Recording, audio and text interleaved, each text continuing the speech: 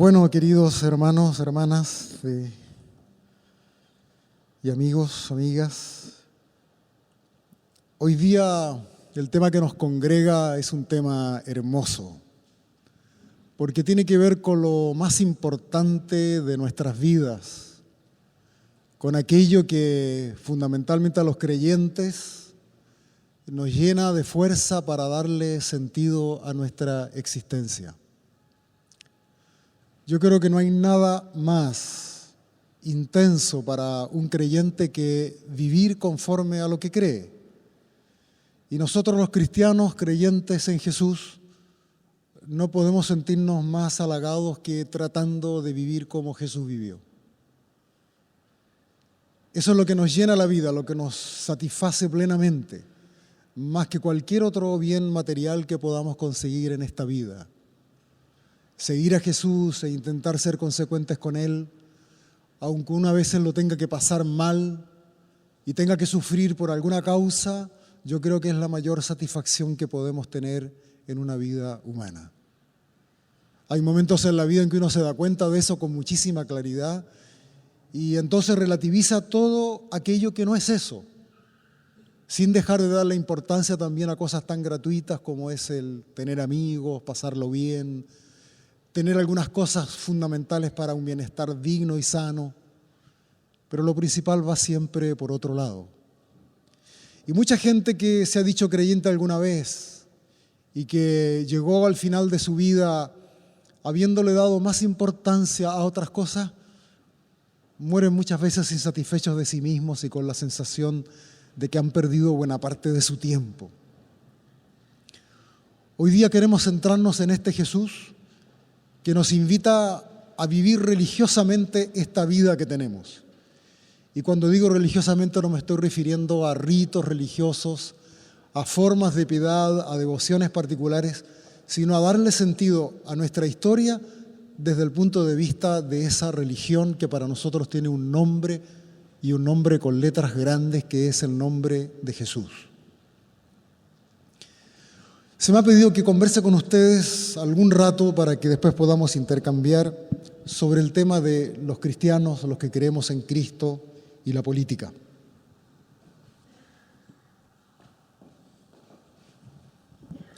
Entonces comienzo preguntándome junto con ustedes si acaso a Jesús le interesó la política. Yo creo que es una buena pregunta. Muchas veces a los cristianos nos han acusado de meternos en política, como si nos metiéramos en un terreno indebido, y especialmente en mi iglesia católica los clérigos nos han dicho que deberíamos quedarnos en la sacristía y que no nos metamos en cosas que corresponden a otra esfera de nuestra vida. Entonces vale la pena preguntarse si Jesús se interesó por la política. Y una lectura del Evangelio, aunque no sea muy profunda, nos da suficiente pie como para pensar que a él le interesaron algunas materias como la siguiente. Por ejemplo, a Jesús le importó mucho la persona humana. Y si acaso la política tiene que ver con la persona humana, ya tenemos una beta interesante. Si ustedes recorren textos de los evangelios, van a encontrarse con un Jesús que se planta en medio de su pueblo con una óptica distinta, con una mirada diferente. El religioso de su tiempo, el judío religioso de su tiempo, especialmente aquellos que tenían jerarquía dentro de la iglesia judía, eran personas que centraban mucho su atención en el cumplimiento de ciertas normas muchas veces litúrgicas, normas de purificación. Eran personas que centraban la religión en una estructura jerárquica donde podía establecerse con mediana claridad quiénes eran los que eran santos y justos y los que eran pecadores y malvados. Y por lo tanto, un hombre o una mujer de Dios tenía que estar siempre centrado en esta esfera de este Dios al cual se le rendía culto con sacrificios de animales, con cantos, con oraciones ciertamente, pero que importaba sobre todo ese cumplimiento formal de la religión judía. Bueno, llega Jesús con una cierta etiqueta de ser hombre de Dios y ocurre que lo ven juntarse con personas que son calificadas como impuras. Por ejemplo, se junta con pecadores, come con ellos, se sienta a la mesa con ellos. Lo invita un empleado público dedicado a la recolección de impuestos, que tenían fama mala porque trabajaban para el Imperio Romano, para el opresor, y porque además parece que se quedaban con parte del dinero, cobraban de más. Eran corruptos, y entonces les parece a ellos que una persona así es un pecador y debe ser marginado absolutamente. Eran marginados los que no eran propiamente judíos, los que eran paganos. Eran marginadas las mujeres porque eran personajes de segunda categoría. Las mujeres y los niños no contaban para nada. Eran marginados los enfermos, porque los enfermos seguramente lo eran porque habían faltado a la ley de Dios. Y así se ha producido en la sociedad de Israel una segregación del ser humano sumamente radical y dura. Hay gente que no tiene derechos, y esto es expresado de una forma u otra a través de toda la estructura que se pretende imponer desde la jerarquía religiosa judía. Jesús rompe con ese esquema. Jesús justamente aparece una y otra vez intentando revertir ese orden y quebrarlo con actitudes concretas. Por ejemplo, un día Jesús viene caminando, dice el Evangelio de Marcos, con sus discípulos, y van atravesando unos sembrados de trigo. El trigo ya está maduro. Los discípulos toman el trigo, sacan el fruto y lo mastican y lo comen en el camino. Algo que estaba permitido por la norma judía, que aquel caminante, aquel peregrino que pasaba por un viñedo o una siembra de trigo, podía recoger el alimento que encontrara para el camino, no para guardar y llevar para la casa, pero sí para el camino. O sea, un gesto bastante humano y comprensible. Pero el problema es que lo hacen en día de sábado. Y el día del sábado era para los judíos un día sagrado en el cual había que guardar reposo. El nombre Sabbat, que da nombre al sábado, justamente significa reposo. Y ese reposo implicaba además no hacer ciertos trabajos, como por ejemplo el de cosechar el fruto. Critican a Jesús que sus discípulos en día de sábado entonces ejercen una tarea que no corresponde hacer en sábado, están faltando a la ley y por lo tanto deberían ser condenados. Jesús les recuerda una historia que aparece en el Antiguo Testamento, en el libro de los Reyes, y les dice: ¿recuerdan ustedes cuando David, que no era rey todavía, era guerrero del rey Saúl, llega con sus soldados al campamento después de una campaña y llegan con hambre y piden pan y les dicen: no hay pan?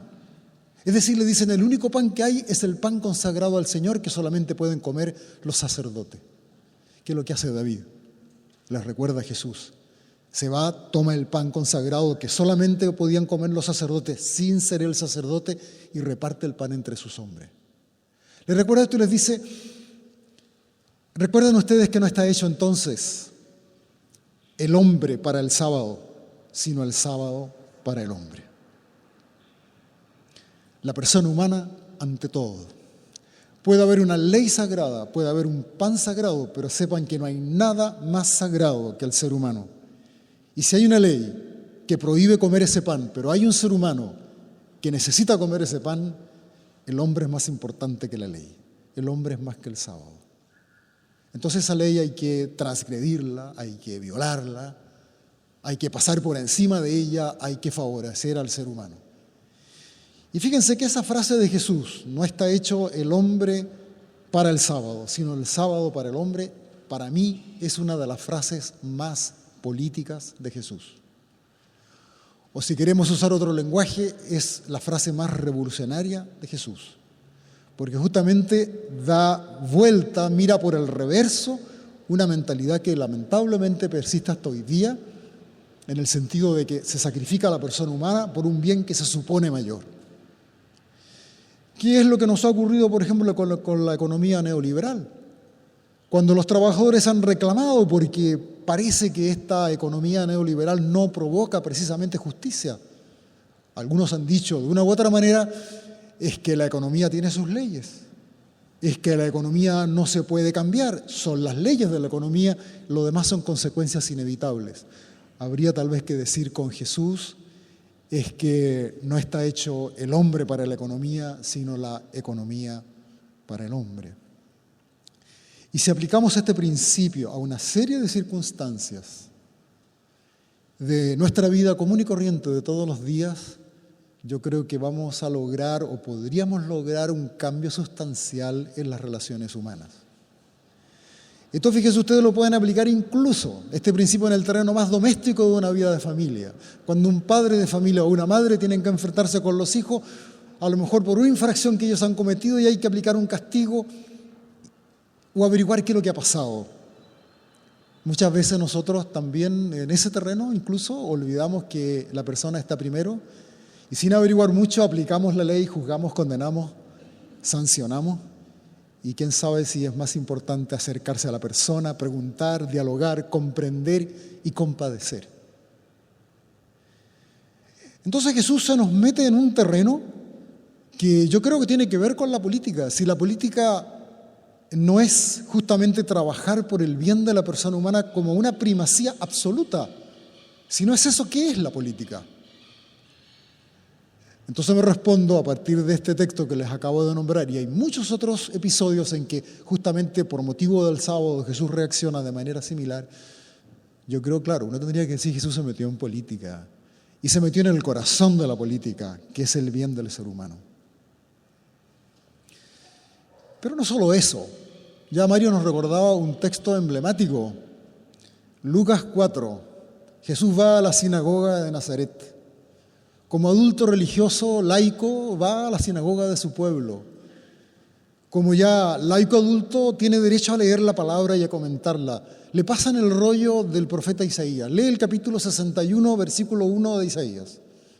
Y está escrito: el Señor está sobre mí, me ha ungido con su espíritu y me envía a enviar buenas noticias a los pobres, a anunciar a los cautivos que habrá liberación, a los ciegos que podrán ver, a los oprimidos que tendrán liberación, a todos los desgraciados de la tierra que les llegó el tiempo de la gracia del Señor. El comentario de Jesús es muy interesante. Él lee una lectura de Isaías, pero ¿qué es lo que dice?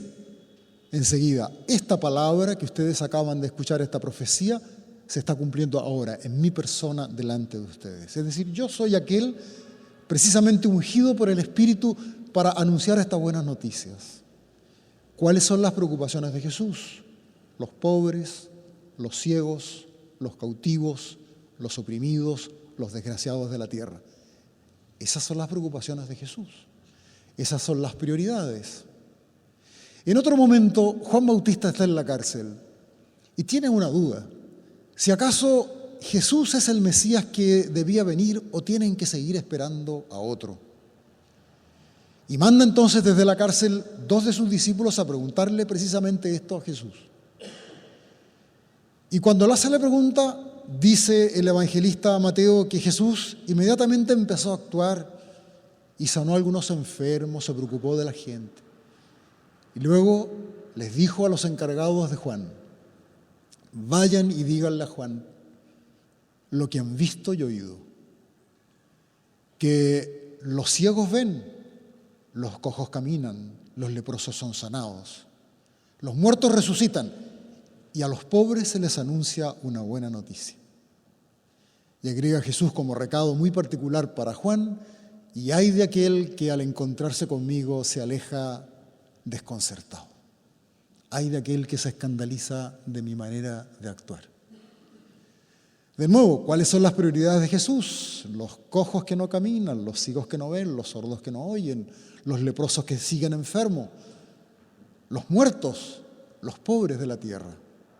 Esas son las categorías que Jesús estará manejando constantemente. Esa es su cercanía más inmediata e invita a los suyos que precisamente hagan eso. Entonces tenemos otra razón para pensar: a Jesús le interesó la política, porque le interesaron los pobres de la tierra. ¿Y qué es la política sino una preocupación prioritaria para que no haya más desigualdades e injusticias en la tierra, para que no haya más pobres víctimas de la injusticia humana? En otra ocasión, van los discípulos discutiendo en el camino, algo discuten. Jesús les va a preguntar qué es lo que van discutiendo en el camino. Y otra versión de los evangelistas dice que dos de ellos se acercan a Jesús y le dicen: te queremos pedir algo. ¿Qué quieren pedirme? Dice Jesús: que cuando tú estés en tu reino, uno se sienta a tu derecha y el otro a tu izquierda. Y los demás son hermanos, son hijos de un hombre llamado Zebedeo. Entonces los dos hermanos se ponen de acuerdo y le piden eso. Mateo, el evangelista Mateo, cuenta que es la mamá la que intercede. Esas mamás colocadoras de los hijos, ¿no? Es la que se acerca a Jesús y le dice: te quiero pedir una cosa, que mi hijo Juan se sienta a tu derecha y el otro Santiago a la izquierda. Todo esto provoca aquella discusión de los discípulos. Se arma la trifulca entre ellos, discuten mucho y Jesús les pregunta qué van discutiendo.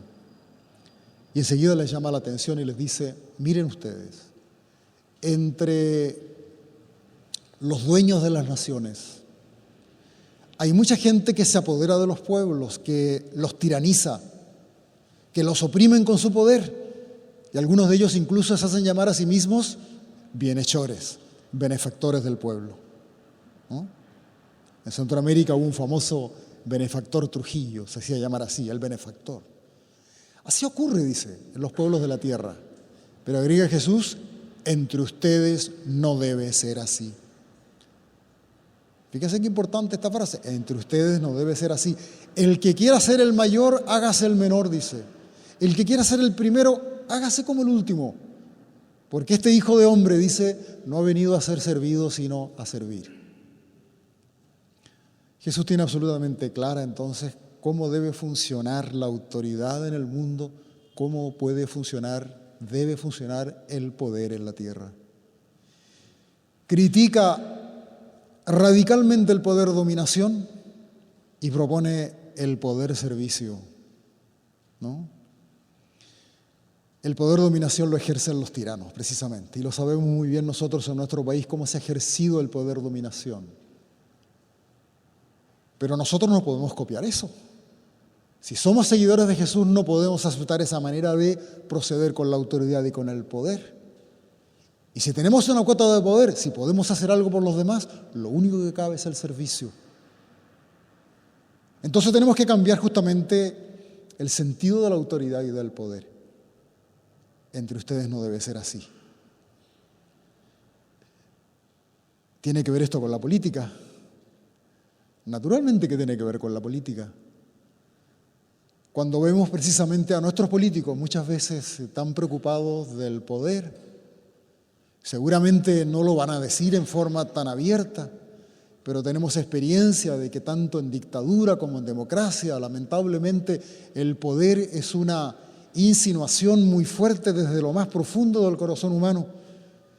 Y el poder a veces es tan ciego que no se miden medios ni consecuencias para obtener una cuota de poder. Y nos corrompemos por el poder y mentimos por el poder.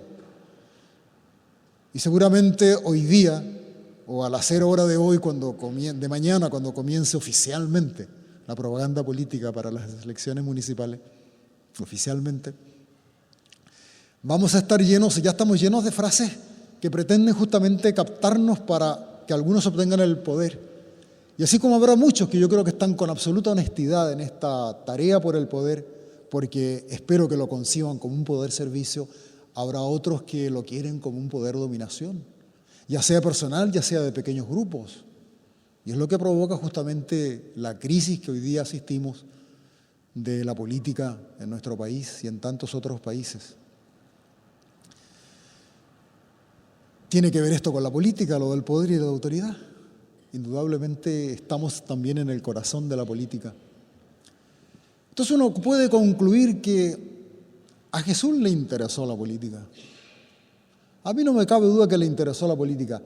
La política en el amplio sentido de lo que significa la política, es decir, la construcción de una ciudad, de una polis donde todos tengamos cabida, donde todos seamos hermanos. Pero también fue muy sensible a esta intención que está en el corazón humano, que va en contra de la dignidad de las personas, que va en contra del servicio a los demás, y que privilegia sobre todo más bien un egoísmo y un afán de poder que no tiene medida. Jesús nos alertó claramente sobre esto. Incluso dentro de su propia iglesia, él pensó que podrían darse este tipo de cosas.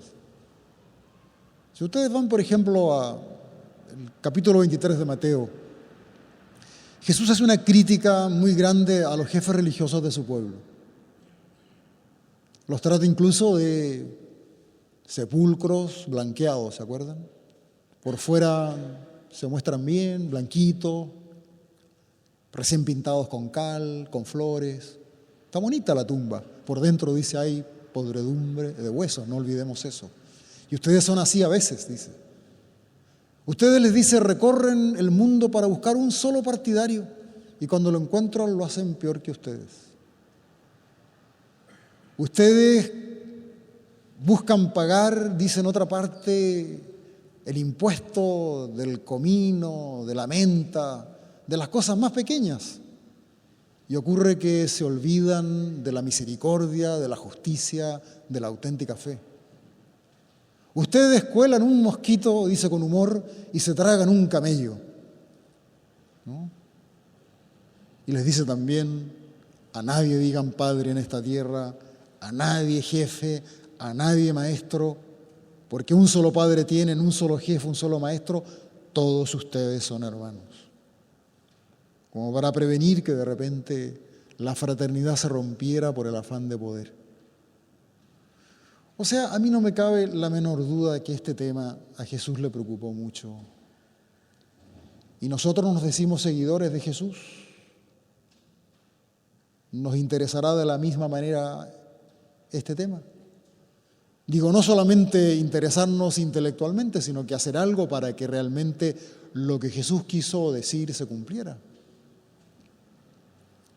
Fíjense que Jesús usó un concepto que el Evangelio lo repite muchísimas veces, el concepto del reino de Dios.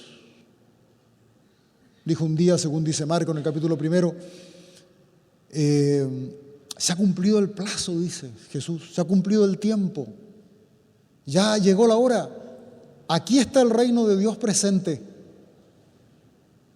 Conviértanse, dice, es decir, crean en esta buena noticia. Desde el comienzo el evangelista Marcos presenta esta palabra reino de Dios, ¿no? Que es una palabra que hoy día yo creo que como concepto tenemos que hacer un esfuerzo por entenderlo bien, porque hoy día los reinos, ¿qué significan para nosotros los reinos? ¿Qué prestigio tienen las reinas y los reyes de este tiempo? Muy poco, ¿no? Muchas veces ya en algunos países están haciendo el ridículo, incluso algunos se preguntan cómo mantienen la monarquía en tal país. Bueno, a uno le explican y le dicen, es que son un factor simbólico de unidad. Ya, muy bien. Pero igual gastan mucho dinero fiscal para mantener su rango de vida. No nos dicen mucho esas cosas. Pero en tiempos de Jesús tiene un sentido, y tiene un sentido político. Porque reino, hablar de reino es hablar en un lenguaje político. Y estoy seguro de que cuando Jesús hablaba de reino de Dios tenía como referente otro reino, el reino del César, el imperio del César. Perfectamente podríamos decir que Jesús al hablar del reino de Dios nos está hablando del imperio de Dios, pero justamente en contraposición al imperio del César. El judío sabía muy bien lo que significaba estar oprimido. Había pasado toda su vida oprimido. La última opresión era de parte del emperador romano. Y conocía lo que era la injusticia, lo que era la desigualdad, lo que era la pobreza, lo que era la postergación, lo que era la segregación. Y que lamentablemente el mismo pueblo había reproducido aquellos vicios del imperio en su propia estructura interna. En tiempos de Jesús había muchísima pobreza y Jesús pertenecía precisamente al grupo de los pobres. Frente a esa imagen política del imperio romano y de la manera de entender las relaciones humanas en la sociedad judía, Jesús hace una propuesta. En vez de imperio romano, ¿por qué no el imperio de Dios? Jesús podría haber dicho, otro mundo es posible, otro Israel es posible, si acaso cambiamos la manera de entendernos como seres humanos. Y precisamente plantea esto, ¿no? ¿Y qué significa reino de Dios? No es un territorio, es una manera de hacer humanidad, El reino de Dios es un proyecto que Dios tiene según Jesús y que es el mundo tal como Dios lo quiere. Podríamos incluso hacer un ejercicio. A ver, soñemos en el mundo que Dios querría para nosotros hoy día, aquí en Chile. Soñemos un poco, ¿cómo debería ser todo? Pongámonos utópicos a ultranza. Soñemos como locos. Eso es el reino de Dios, eso que estamos soñando. Eso es el reino de Dios, ¿no? Y Jesús propone eso, pero para eso hay que tener criterios. La persona humana antes que nada, el poder como servicio, la comunidad de hermanos entre todos, la religión puesta al servicio de esto, porque la religión que no está al servicio de este reinado de Dios tal como Él lo entiende, es pura fachada, es puro formalismo, es pura estructura, pero no es la religión que Dios quiere. Y tantas veces la religión se ha usado y a veces se sigue usando justamente para más bien mantener la opresión y no para cambiar las estructuras. Habría mucho que hablar sobre eso y sería largo. Pero yo quiero concluir sobre cosas más concretas respecto de la política en nuestro país. Quiero aterrizar un poco y dejar la palabra para que podamos compartir entre nosotros. Yo tengo la impresión que en Chile tenemos que rehabilitar la política.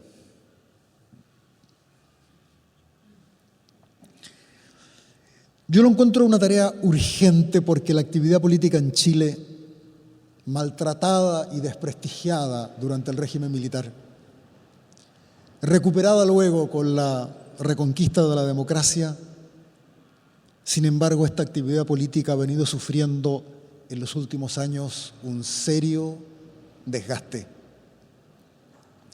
La gente cree poco en los políticos, si no analicemos las últimas encuestas. Ha ido forjando de ellos imágenes deterioradas, poco confiables, se ponen los políticos pocas esperanzas. Especialmente de parte de los jóvenes, los que en una proporción significativa simplemente se niegan a participar en un proceso de elecciones democráticas. Vamos a ver qué pasa de aquí a un mes, si realmente tenemos una señal y en qué sentido al respecto. Pero hay desilusión, hay desencanto.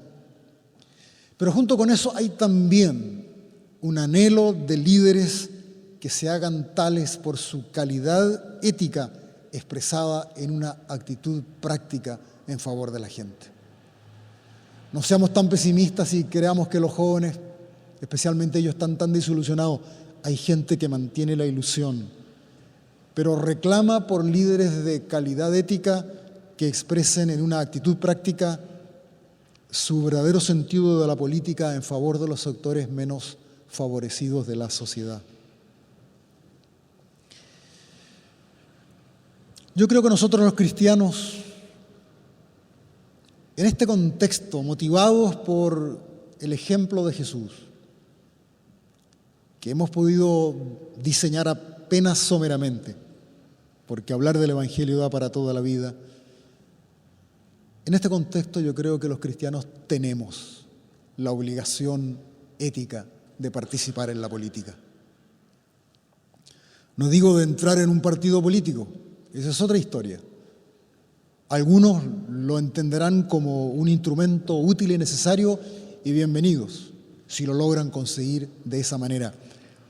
Pero participar en el debate político y en la práctica política, y participar con las convicciones propias que uno tiene y también con el respeto debido a las convicciones de otros.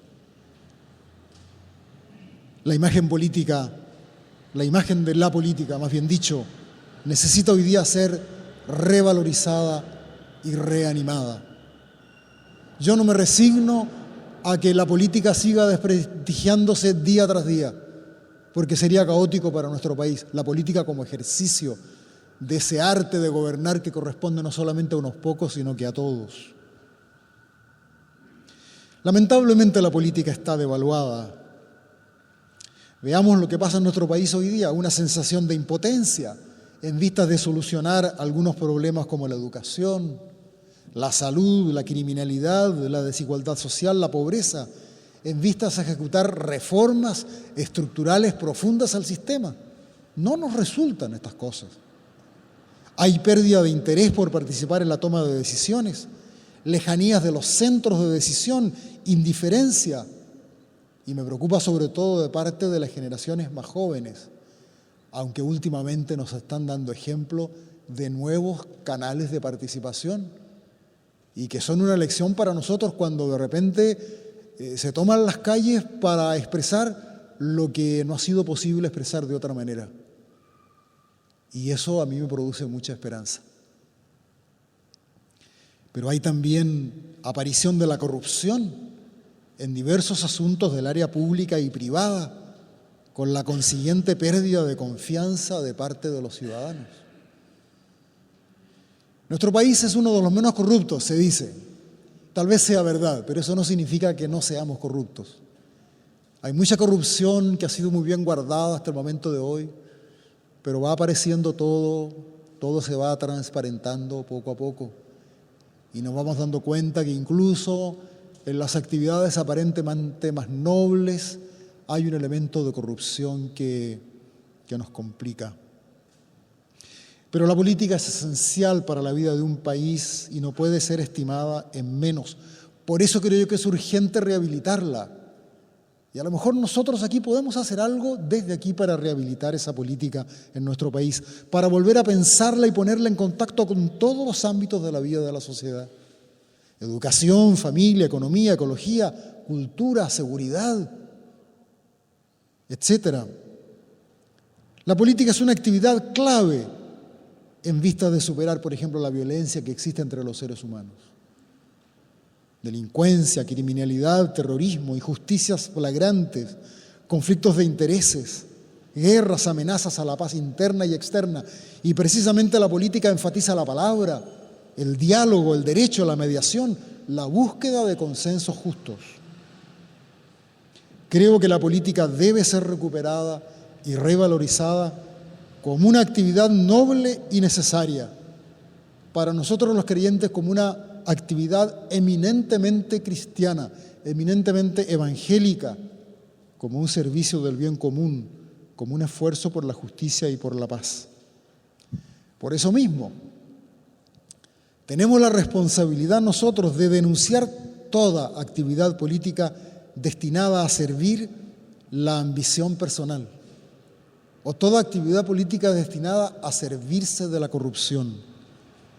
En cualquier caso, las faltas a la ética política no pueden justificar la indiferencia, el escepticismo o el ausentismo respecto de la actividad política. Cuando hay jóvenes que a uno le dicen, yo no pienso votar el 28, yo los comprendo y veo que a través de esa palabra está justamente la desilusión que venimos constatando. Pero les digo también, si no participan, en lo que podemos participar, con qué derecho después reclamamos, cómo nos hacemos cargo de las consecuencias de eso. Ahora nosotros los cristianos, desde nuestra fe en Jesús, en este Jesús que hemos recordado en el Evangelio, claro, no disponemos de instrumentos originales de análisis o de estrategia, tampoco tenemos modelos institucionales que aplicar, pero tenemos la responsabilidad de contribuir al bien común de la sociedad a partir de esos referentes éticos y espirituales que nos entrega precisamente la práctica de la vida de Jesús y que pueden ser compartidos con todas las personas de buena voluntad, con todos los que tampoco creen en. Por ejemplo, señalo 6 referentes que me parecen a mí fundamentales y que están de alguna manera en el Evangelio. Primero, el primado de la dignidad de la persona humana. Todo ser humano es sagrado. Segundo, la atención preferente al pobre. Tercero, el poder concebido como servicio. Cuarto, el respeto por el adversario. Quinto, la abertura a todos, sin distinción de razas, grupos o naciones. Y sexto, el compartir los bienes en un afán de distribución universal, la redistribución de la riqueza.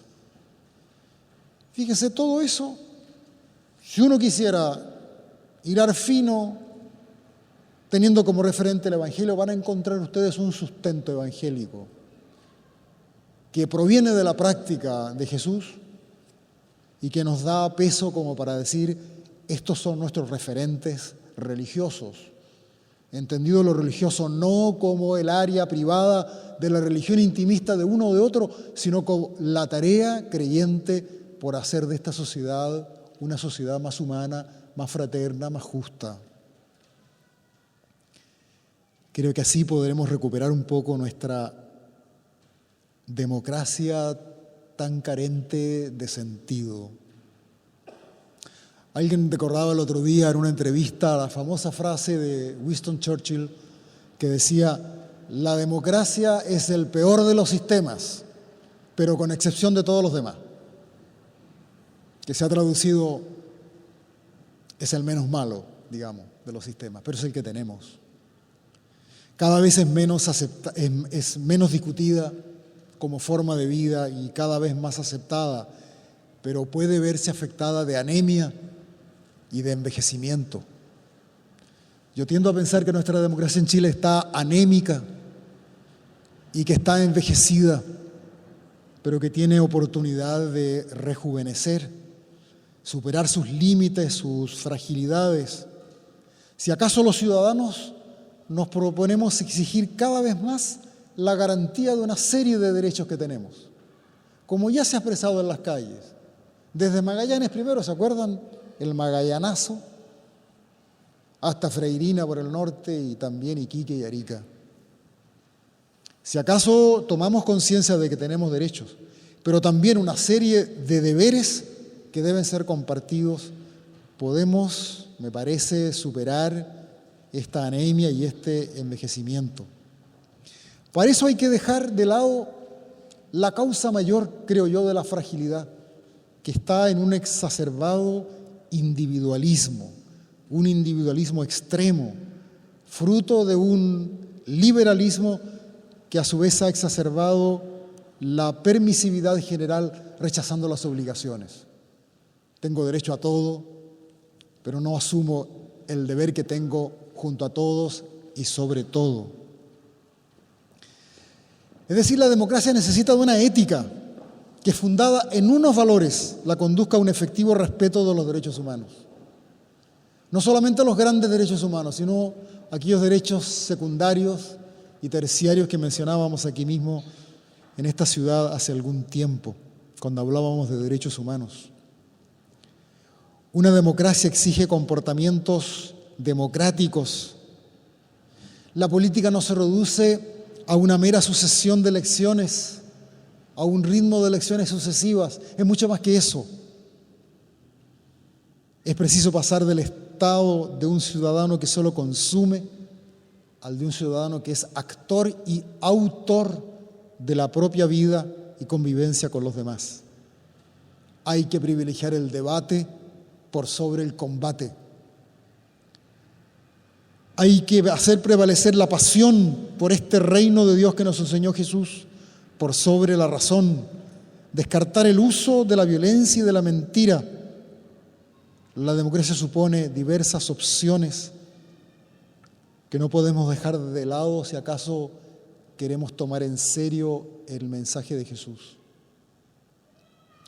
Hace unos días conversaba con una comunidad cristiana en mi parroquia y a propósito de un texto del Evangelio, yo les decía, si no es obligatorio seguir a Jesús, no es obligatorio. Esto es voluntario. El que quiere lo siga. Pero el que dice que quiere seguirlo, por favor, de una vez por todas, que lo tome en serio. Y ese es nuestro gran drama, que no tomamos en serio a Jesús. Que cuando se nos pregunta quién es Jesús para ti, no tenemos ningún problema en decir que Jesús es el Señor, o es mi Señor y mi Dios. Pero si no vivimos como Él vivió, es que no estamos tomando en serio a Jesús. Y es responsabilidad nuestra, los creyentes que están en partidos políticos, pero también en sindicatos, en diversas asociaciones, en la prensa, también en las iglesias. Tenemos que tomar en serio a Jesús y dar los pasos que hoy día se necesitan. ¿Cómo hacer de nuestra democracia otra cosa? Yo creo que tenemos derecho a soñar con posibilidades distintas. Vuelvo a la persona de Jesús, que sigue siendo para nosotros un gran inspirador. Yo soy un cristiano viejo, ya tengo 71 años, no es poco, y por lo tanto he recorrido en mi vida cristiana muchas situaciones diversas y que amablemente Ricardo recordaba hace un momento. Yo creo que siempre he creído en Jesús, por algo algún día tomé la opción religiosa, no por otro motivo. Y desde muy joven, el colegio en que estudié me enseñó dónde estaban los pobres. Conocí a los pobres en el Zanjón de la Aguada, en Santiago, en medio de los basurales. Los conocí a los campesinos de Atacama, luego en los campesinos del sur del país, en Maullín, al sur de Puerto Montt, y luego en Chiloé.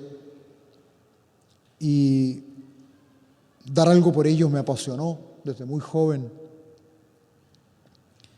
Y tuve hermanos que me acompañaron en el camino, que me enseñaron cómo hacerlo. Al comienzo, seguramente de forma muy inmadura, pero poco a poco entendiendo desde el fondo de mi corazón lo que implicaba como seriedad el seguir a Jesús. Y en eso estoy todavía, tratando de aprender a seguir a Jesús de alguna manera que ojalá sea más coherente, más fiel y más consecuente. Pero este Jesús se me revela cada cierto tiempo de una manera distinta. ¿Se acuerdan ustedes cuando, no hace mucho, hace muy poco, y todavía se sigue hablando de los indignados? Esto partió en Europa, un famoso texto de un francés por ahí que se llama Los Indignados, que llama a indignarse, indígnense, dice. O sea, no permanezcan satisfechos, sean unos permanentes insatisfechos, rebélense desde la insatisfacción, pero hagamos algo. Aquí en Chile también tenemos, seguiremos teniendo indignados. Se me ocurrió entonces mirar a Jesús, volver al Evangelio, y dije, ¿que acaso Jesús no fue un indignado? ¿Se acuerdan la historia aquel del templo? Cuando en un texto que a algunos escandaliza, porque dice que Jesús hizo unas cuerdas y agarró azotes a los vendedores del templo, los echó, los expulsó y le dijo, están convirtiendo la casa de mi padre, que es casa de oración, en una cueva de ladrones. El Jesús indignado.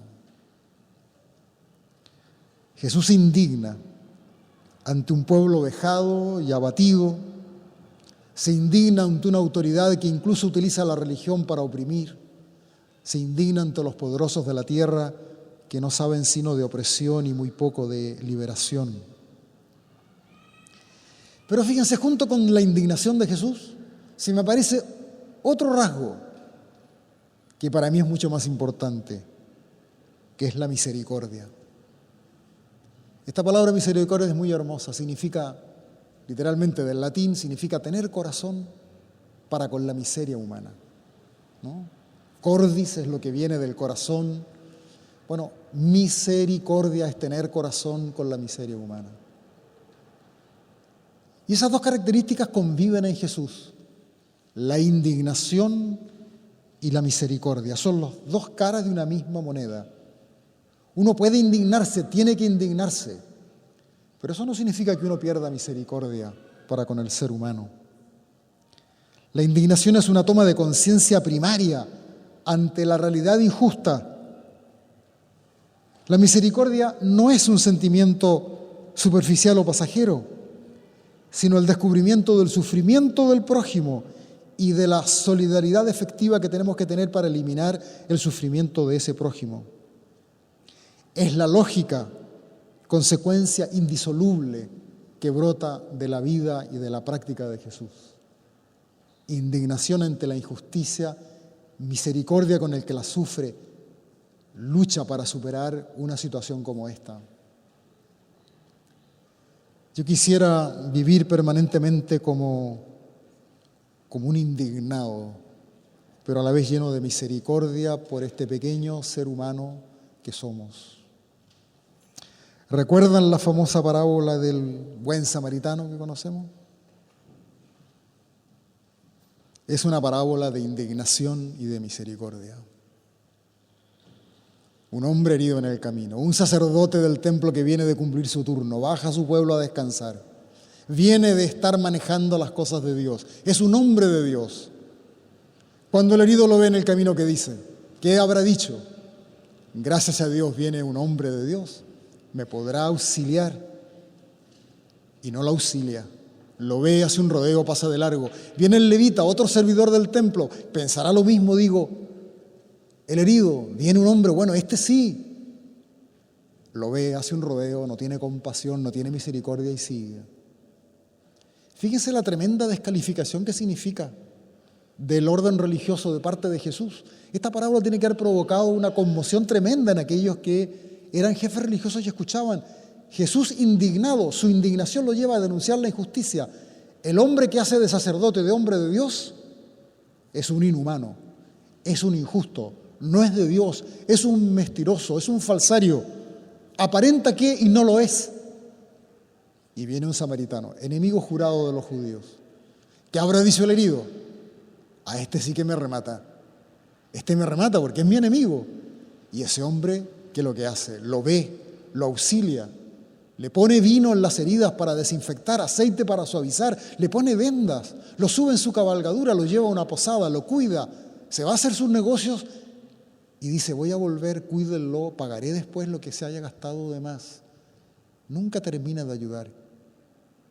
El hereje es mostrado como el hombre de Dios, el mundo al revés. Y parece que hay que mirar la vida desde esa perspectiva.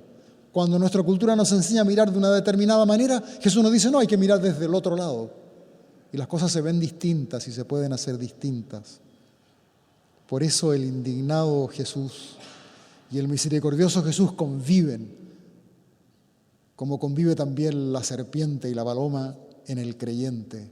Otra palabra de Jesús, sean astutos como serpientes, pero sean también sencillos, tiernos como son las palomas. Qué difícil juntar ambas cosas, pero para Jesús son posibles. El famoso pastor Martin Luther King tiene una hermosa homilía sobre ese texto del Evangelio de Jesús. Por lo tanto, intentemos ser un poquito más prácticos en la fe, diría yo, como cristianos. Recojamos nuestra experiencia de vida, expongámosla a revisión, dejémonos interpelar por Jesús y el Evangelio, preguntémonos si estamos realmente tomando a Jesús en serio o somos simplemente cristianos culturales, cristianos sociológicos, cristianos de censo, o si realmente estamos sacando las consecuencias de lo que eso significa. Termino con un pequeñísimo poema de un poeta que me gusta mucho, que se llama Pedro Casaldáliga y que además es obispo, ya retirado en el Mato Grosso en Brasil. En pocas líneas escribe un poema que se llama Teóricos y dice: los hombres que vuelan alto tienen gran poder de síntesis desde las nubes distantes, pero quien camina a pie analiza cada paso y sintetiza en sus ojos esta piedra, aquella flor, los ojos de cada hermano. Teóricos. A veces nos falta eso. Somos muy teóricos, volamos alto, tenemos un gran poder de síntesis desde las nubes distantes, pero parece que es hora de caminar a pie, analizar cada paso, sintetizar en sus ojos esta piedra, aquella flor, los ojos de cada hermano. Y esto es tan cierto. Yo los domingos hago una experiencia que es bien sencilla. Yo trabajo en la parroquia San Pedro y San Pablo, como recordaba Ricardo, la misma en que comencé a trabajar hace 44 años. He vuelto a ella. Pero vivo a una distancia de 40 minutos a pie. Por supuesto, puedo tomar metro y llego en 20 minutos. Pero como me gusta caminar, cuando tengo los domingos, misa 8:30, salgo a las 7:30 de mi casa y me voy caminando. Y he hecho la experiencia tan distinta, ¿no? De ir caminando por esas calles y elijo de repente derroteros distintos para ir conociendo nuevas calles o reconociéndolas. Pero el hecho de caminar en el invierno es muy rico porque tú llegas con los pies calientes a celebrar la misa. Pero sobre todo lo que descubre es lo que dice Pedro Casaldáliga, ¿no? Cuando uno va a pie, analiza cada paso, ve cada flor, reconoce las cosas, ve las personas, con quién te cruza. Me sirve como parábola, digamos, para pensar, ¿no deberíamos vivir así más la vida? Más cerca de lo que es común y corriente, con los pies bien puestos en la tierra y no pasar demasiado rápido, porque entonces no ves nada, simplemente buscas el objetivo y te pierdes todo el proceso que significa llegar a una meta. Ojalá que Jesús vuelva a entusiasmarnos y a interpelarnos hoy día. Ojalá nos sintamos un poquito incómodos. Yo creo que el cristianismo es para sentirse incómodo, no es para sentirse cómodo. No es para decir qué rico ser cristiano, no, es para sentirse incómodo. Dios nos sorprende a cada instante. Otro obispo que acaba de morir, fue un gran obispo, se llamaba Carlo María Martini. Tiene una frase que a mí me ha ayudado mucho en estos días en que estoy a punto de partir a otro lugar muy lejos. Él dice, tomando una palabra de Jesús que aparece en el Evangelio de Juan, el Espíritu sopla donde quiere, y agrega, déjate sorprender por Dios. Déjate sorprender por Dios. Tan hermoso eso, es que a veces no nos dejamos sorprender por Dios. A Dios le prohibimos toda sorpresa. Queremos tener todo calculado, todo preparado, que todo funcione como corresponde, pero Dios es sorpresivo y sorprendente. Dios nos cambia los esquemas. Y el mayor cambio de esquemas que hizo en el mundo, en la historia humana, se llamó simplemente Jesús. Y aquí nos tiene, medio desarmados, pero con ganas de hacer cosas hermosas, para que este mundo sea el reinado de Dios, lo que Dios realmente quiere.